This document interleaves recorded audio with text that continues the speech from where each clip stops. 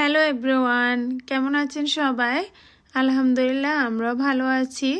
আজকে আপনাদের সাথে শেয়ার করব ক্যারামেল পুডিং। তো ক্যারামেল পুডিংটা বানানো একেবারে ইজি। আমার মনে হয় সবাই কম বেশ এই পুডিংটা বানাতে পারে। তো এই পুডিংটা একেবারে জনপ্রিয় একটা পুডিং। তো চলেন আমি কিভাবে আজকে পুডিংটা মেক করি আপনাদের সাথে শেয়ার করি। আর একেবারে পারফেক্টভাবে এই যে দেখেন। তো আমার রেসিপিটা ফলো করলে একেবারে পারফেক্টভাবে পুডিং বানাতে পারবেন। তো চলেন রেসিপিটা শুরু করা যাক। এখানে একটা প্যান বসাই দিলাম। প্রথমে আমাদের ক্যারামেলটা তৈরি করতে হবে। তো ক্যারামেলটা তৈরি করার জন্য এখানে হচ্ছে আমি হাফ কাপের মতো চিনি নিয়েছি। চিনির সাথে হচ্ছে 1.5 টেবিল চামচ পরিমাণ পানি অ্যাড করে দিছি। এরপর এই যে চিনিটা যখন গলতে শুরু করবে, এই যে কালারটা আসবে, অতিরিক্ত কালার করতে যাবেন না, না হলে কিন্তু এটা থেকে একটা তিতো ভাব চলে আসবে। একটু লালচে ভাব থাকতে কিন্তু এটা উঠাতে হবে। অতিরিক্ত কালো করলে পরে এটা খেতে ভালো লাগবে না। এই যে এই পর্যায়ে আমি নামিয়ে ফেললাম। যে বাটিতে আমি পুডিংটা সেট করব ওই বাটিতে আমি ক্যারামেলটা ঢেলে নিলাম। আর এই যে এভাবে করে একটু সুন্দর করে মিক্স করে দিব। এরপরে এক সাইডে এটা রেখে দেব। রেখে দিলে একটু পরে ঠান্ডা হলে এটা কিন্তু সেট হয়ে যাবে। এখানে একটা পাতিল বসাই দিলাম। পাতিলে দিয়ে দিতেছি লিকুইড গরুর দুধ। তো এখানে আমি 1 লিটার পরিমাণ গরুর দুধ নিব। চাইলে এখানে আপনারা দুধটা বাড়িয়ে কমিয়ে নিতে পারবেন, যে যতটুকু পুডিং বানাবেন ততটুকু নেবেন। তো পুডিংয়ের স্বাদ বাড়ার জন্য এখানে দিয়ে দিতেছি গুঁড়া দুধ। গুঁড়া দুধটা দিলে কিন্তু পুডিংয়ের স্বাদটা অন্যরকম হয়, অনেক বেশি মজা হয়। এরপর একটা বল নিয়ে নিলাম। আর এখানে আজকে আমি পুডিং বানাতে 8টা ডিম নিলাম। আপনারা চাইলে এখানে ডিমের পরিমাণটা কমিয়ে বাড়িয়ে নিতে পারেন। চাইলে 4টা ডিম দিয়েও করতে পারেন, 2টা ডিম দিয়েও করতে পারবেন। তো আমি যেহেতু একটু বেশি বানাবো এজন্য 8টা ডিম নিলাম। তো ডিমগুলোকে আমি প্রথমে এই যে ভেঙে নিতেছি।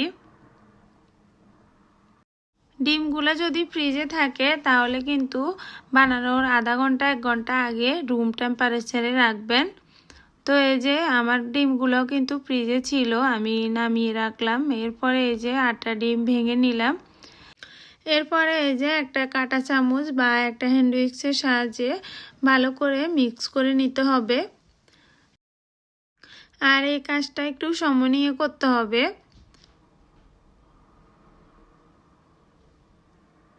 পুডিং বানাতে গিয়ে অনেকের পুডিং ভেঙে যায় আর অনেকের পুডিং হচ্ছে এত সফট হয় না। তো আমার ভিডিওটা যদি ফলো করেন অবশ্যই আপনিও যদি নতুন হয়ে থাকেন তাহলে কিন্তু আপনিও পারফেক্টভাবে পুডিং বানাতে পারবেন। এই যে আমি এখানে দিয়ে দিলাম হাফ কাপের মতো চিনি। চিনিটা আপনাদের মন মতো করে দিবেন, যে যতটুকু মিষ্টি খান অতটুকুই দিবেন। আমি এখানে হাফ কাপের মতো চিনি দিছি, পরে যদি লাগে একটু দিব। বাট এত মিষ্টি খাওয়া শরীরের জন্য ভালো না, এই জন্য একটু কমিয়ে দিলাম। তো চিনিটা গলা পর্যন্ত আমি ভালো করে এটাকে মিক্স করে নিব। আর এই কাজটা একটু আস্তে ধীরে করতে হবে। আর এখানে আমি কিন্তু ভ্যানিলা এসেন্স দিয়ে দিছি, এটা আসলে ভিডিওতে দেখাতে পারি নাই। আর এই যে এখান দিয়ে হচ্ছে দুধটাকে ভালো করে জাল করে নিতেছি। দুধটা যত ঘন হবে পুডিংটা কিন্তু খেতে অনেক বেশি মজা হবে। এই যে আমি 1 কেজি দুধকে 4 ভাগের 3 ভাগ করে নেব। যদি মনে করেন যে রেগুলার দুধ যেটা ওটাকে জাল করব না, এইভাবে দিব তাও হবে। আর যদি একটু জাল করে নেন তাহলে কিন্তু খেতে মজা হয়, দুধটা একটু ঘন হয়। তো চুলা থেকে নামিয়ে দুধটাকে আমি ঠান্ডা করে নিছি। এরকমভাবে ঠান্ডা করবেন যেহেতু একটা আঙ্গুল আপনি ডুবালে আপনার আঙ্গুলটা না পুড়ে যায়। এরকম অবস্থায় এই যে ডিমটা আমি আগে থেকে গুলিয়ে রাখছি ওটা দিয়ে দেব। এই যে সুন্দর করে দুধ আর ডিমটাকে ভালো করে মিক্স করে দেব। এই যে দেখেন ঘনত্বটা কি সুন্দর আসছে, আর কালারটা দেখেন এখনই চলে আসছে, অনেক সুন্দর। আর এই যে এভাবে করে পুডিং বানিয়ে একবার বাসায় ট্রাই করবেন, দেখবেন যে আপনিও কিন্তু না পারলেও পারফেক্টভাবে এই পুডিংটা বানাতে পারবেন।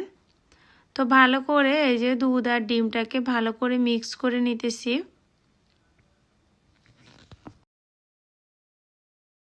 এই যে ডিমটা আর দুধটা ভালো করে মিক্স করা শেষ। এরপর আমি একটা চাটনির সাহায্যে যে ক্যারামেলটা আগে থেকে রেডি করে রাখছি এটার উপরে দুধটাকে ঢেলে দেব। এই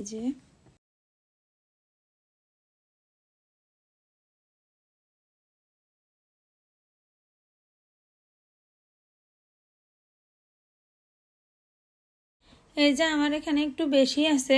আপনারা চাইলে এটা কিন্তু একটা বোতলে ডিপ ফ্রিজে সংরক্ষণ করতে পারবেন, অন্য একদিন এটাকে বের করে বানাতে পারবেন। এরপরে এই যে আমি একটা চাটনির সাহায্যে এটাকে ছেঁকে এরপরে আমি একটা ফয়েল পেপার মুড়িয়ে নিব। এরপরে একটা পাতিলে এই যে পানি বসিয়ে দিলাম, এর উপরে এই যে ফয়েল পেপার দিয়ে মুড়িয়ে এরপরে দিয়ে দিতেছি।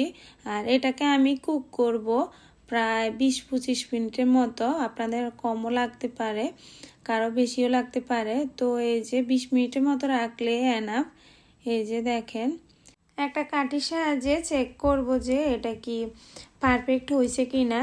যখন দেখবেন যে এই যে কাঠিটা একেবারে শুকনো অবস্থায় উঠছে তাহলে বুঝতে পারবেন যে আপনার পুডিংটা পারফেক্ট।